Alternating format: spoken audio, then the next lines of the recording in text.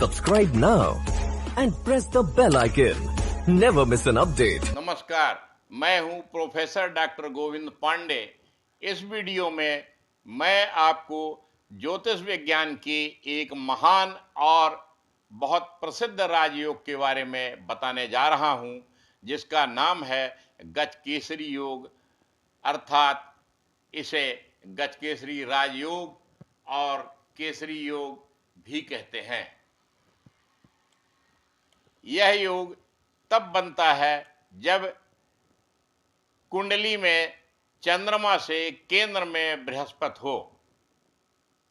ये पहला सूत्र है। दूसरा सूत्र यह है कि लग्न या चंद्रमा से केंद्र में गुरु हो, जो केवल शुभ ग्रहों से युत या दृष्ट हो और वह अशुभ या पाप ग्रहों से युत या दृष्ट न हो, तथा ऐसा गुरु अस्त, नीच या शत्रु राशिगत न हो, तब इसका फल बहुत अच्छा मिलेगा।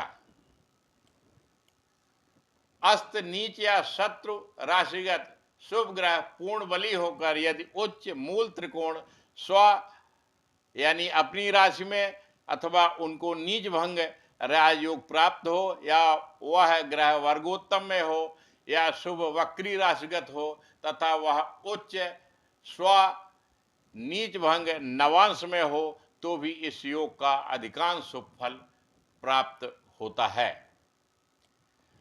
सभी योगों यानी राजयोगों के लिए मैं पुनः ध्यान आकृष्ट करना चाहूंगा कि कोई भी योग या राजयोग और उसका फलादेश तभी पूर्ण प्रभावी, श्रेष्ठ एवं शुभ फलप्रद होगा जब योग कारक यानी योग बनाने वाले या योग में सहायक करने वाले ग्रह व भाव पूर्ण बली होंगे। अन्यथा उनके निर्बल होने पर शुभ फल बहुत कम मिलेगा या शुभ फल बिल्कुल नहीं मिलेगा। गजकेसरी योग अत्यंत महत्वपूर्ण एवं बहुत लोकप्रिय राजयोग है, जिसका सर्वश्रेष्ठ राजयोगों में उच्च स्थान है। यह योग यदि शुभ भावों में निर्मित होता है तो बहुत उत्तम फलदायी होता है। गजकेसरी योग में उत्पन्न व्यक्ति नम्र व उदार स्वभाव का होता है। उसके अनेक संबंधी होते हैं और वह अनेक लोगों से घिरा रहता है। ऐसा जातक गांव या शहर का निर्माण करता है या उनके ऊपर शासन करता है। वह तेजस्वी, मेधावी, गुण संपन्न, श्रेष्ठ, धन धान्य से युक्त, सुखी, विद्वान, प्रसिद्ध, शासन से लाभ प्राप्त करने वाला, अधिकार संपन्न किंवा राष्ट्राध्यक्ष, शासनाध्यक्ष, राज्यपाल, मुख्यमंत्री, मंत्री, शासक, नेता, अभिनेता, कलाकार, नगर निगम, नगर पालिका का महापौर या अध्यक्ष, ख्यातिलब्ध वैज्ञानिक, साहित्यकार, कुलपति, कमिश्नर, कलेक्टर, मजिस्ट्रेट, डॉक्टर या इंजीनियर होता है, तथा उसकी प्रसिद्धि मृत्यु के बाद भी होती है। गजकेसरी योग के हमने जो फल बताए हैं वो आवश्यक नहीं है कि वो सभी को लागू हो। किसी को कोई फल लागू हो सकता है, किसी को कोई फल लागू हो सकता है। यह इस बात पर निर्भर करता है कि योग कारक ग्रह गुरु और चंद्रमा कितने बली है, जिस भाव पर गुरु और चंद्रमा बैठे हुए हैं वो भाव कितने बली है, वहां पर शुभ और अशुभ ग्रहों की कैसी दृष्टि है और ग्रहों की दशांतर दशा कैसी चल रही है। देखिए, इस कुंडली को, जो कि कुंभ लग्न की कुंडली है, कुंभ राशि में अर्थात लग्न में चंद्रमा बैठा हुआ है और सप्तम भाव अर्थात सिंह राशि में गुरु बैठा हुआ है, जो कि एक दूसरे के केंद्र में है। अर्थात पहले सूत्र के अनुसार जब चंद्रमा से केंद्र में बृहस्पति हो, तो चंद्रमा से केंद्र में बृहस्पति इस कुंडली में है, क्योंकि चंद्रमा से गुरु यानी बृहस्पति सप्तम भाव में स्थित है। दूसरा सूत्र है कि लग्न या चंद्रमा से केंद्र में गुरु हो तो लग्न से भी गुरु केंद्र में अर्थात सप्तम भाव में स्थित है। अब इसमें देखने वाली बात यह है कि गुरु और चंद्रमा ये दोनों किसी भी अशुभ ग्रह या पाप ग्रह के साथ ना तो हैं और ना ही वो दृष्ट हैं। और न ही गुरु अस्त है, ना ही वह नीच का है और ना ही शत्रुराशि का है। चंद्रमा पूर्ण बली है, जिसका 6 के अनुपात में रूप बल 6.54 है तथा गुरु का 6.5 रूप बल के अनुपात में 8.19 रूप बल है।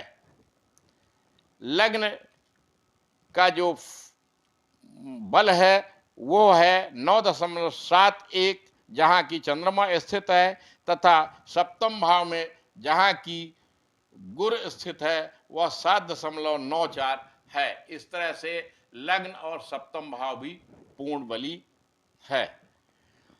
अब एक चीज और आपको मैं बताना चाह रहा हूं, जिसको कि अमूनन अधिकांश ज्योतिषी इस बात को ध्यान में नहीं रखते हैं, वो है इष्ट और कष्ट फल। तो चंद्रमा का इष्ट फल कष्ट फल की तुलना में काफी ज्यादा है, अर्थात चंद्रमा का इष्ट फल 36.4 है और कष्ट फल 23.15 है। इसका तात्पर्य यह हुआ कि चंद्रमा जो फल देगा वह शुभ फल अधिक देगा, यानी कष्ट फल से अधिक इष्ट फल यानी अच्छा फल मिलेगा। इसी तरह से इसी कुंडली में गुरु का इष्ट बल 37.01 है, जबकि कष्ट फल 18.7 है, अर्थात गुरु भी अच्छा शुभ फल देगा। अब आपको एक दूसरी कुंडली बताते हैं, जिसमें कि सूत्र 1 के अनुसार चंद्रमा से केंद्र में बृहस्पति है। चंद्रमा 11वें भाव में स्थित है सिंह राशि में, और गुरु कुंभ राशि में 5वें भाव में स्थित है, अर्थात चंद्रमा से केंद्र यानी सप्तम भाव में गुरु स्थित है। चंद्रमा यद्यपि लाभ भाव में स्थित है, परंतु इसमें अशुभ अर्थात पाप ग्रह शनि की दृष्टि है। इस कुंडली में एक खास बात यह भी है कि चंद्रमा वर्गोत्तम में है, अर्थात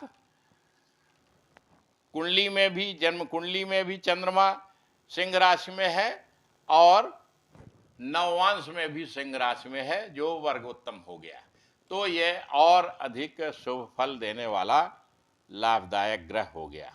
अब एक बात और आपको बताना चाहेंगे कि पहली वाली कुंडली में, जिसमें कि चंद्रमा लग्न में है और गुरु सप्तम भाव में है, तो इसमें मुख्य रूप से गजकेसरी योग का जो फल प्राप्त होगा वो होगा कि व्यक्ति आकर्षक होगा, उसकी पर्सनालिटी बहुत अच्छी होगी, बुद्धिमान होगा, दीर्घजीवी होगा, रोग उसको बहुत कम होंगे, और सप्तम भाव में गुरु बैठा हुआ है, तो वहाँ जो कि व्यवसाय का, रोजगार का और पत्नी भाव का स्थान है, इन भावों के से मिश्रित फल इस जातक को मिलेंगे, अर्थात उसका रोजगार अच्छा होगा, रोजी रोटी बहुत अच्छी चलेगी, आय के साधन प्राप्त होंगे। गुरु का केंद्र में होना भी अपने आप में एक बहुत शुभ राजयोग कहलाता है। और यहाँ पर यह बात देखने की है कि गुरु लाभ भाव को भी देख रहा है, अपने ही घर को देख रहा है, तो कुल मिलाकर के इस कुंडली का फल गजकेसरी योग के संबंध में काफी अच्छा मिलने वाला है।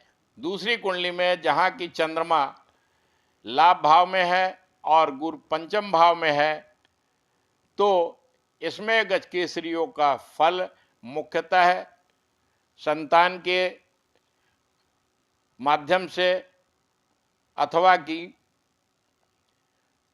उनके बुद्धि से, तर्क से, ज्ञान से, विवेक से या भाग्य से प्राप्त होगा, क्योंकि ये जहाँ पर गुरु नवम से नवम बैठा हुआ है, जो कि एक दूसरा भाग्य स्थान कहलाएगा, तो इससे भी गजकेसरी योग का लाभ मिलेगा, संतान सुख भी अच्छा प्राप्त होगा। कुल मिलाकर गजकेसरी योग का फल कुंडली 1 में 85% अर्थात उत्कृष्ट, कुंडली 2 में 82% अर्थात श्रेष्ठ फल प्राप्त होगा। कुल मिलाकर इस वीडियो में मैंने आपको गजकेसरी योग अर्थात गजकेसरी राजयोग के बारे में बताया, जो कि बहुत प्रसिद्ध राजयोग है। और यह योग जो लोग बहुत सुखी होते हैं, धनी होते हैं, विद्वान होते हैं, उच्च शासनाधिकारी होते हैं, या कि नेता होते हैं, उच्च कोट के नेता होते हैं, या उच्च समाज सेवी होते हैं, आकर्षक होते हैं, व्यक्तित्व के बहुत धनी होते हैं, ऐसे व्यक्तियों की कुंडली में यह राजयोग पाया जाता है।